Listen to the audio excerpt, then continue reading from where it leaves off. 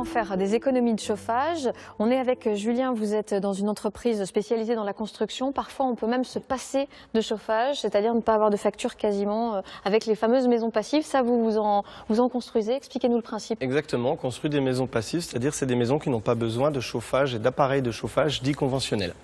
Donc le besoin en chaleur est amené à hauteur de 70% par l'énergie solaire et donc l'orientation de la maison. C'est une maison qui coûte plus cher, j'imagine, à la construction? Elle coûte légèrement plus cher, on est sur un surcoût d'environ 15%, mais qui se rentabilise sur une quinzaine d'années.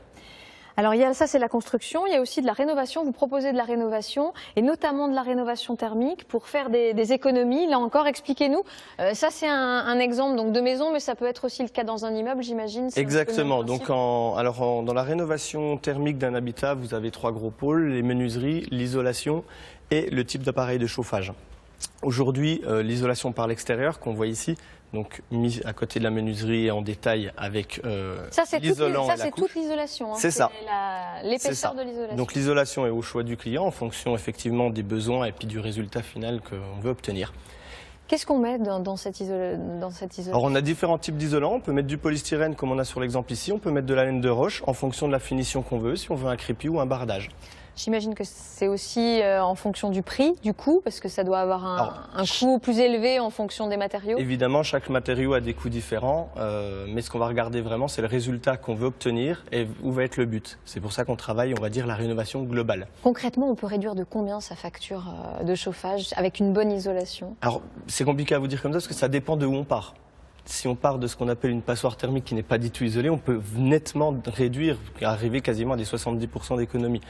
Sur une maison qui est déjà isolée et plus récente, forcément, l'impact sera moins évident.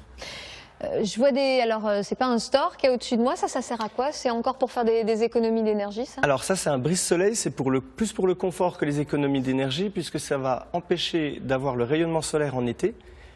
La distance est calculée en fonction de la courbe du soleil pour que les rayons passent par le vitrage l'hiver, mais soient bloqués l'été.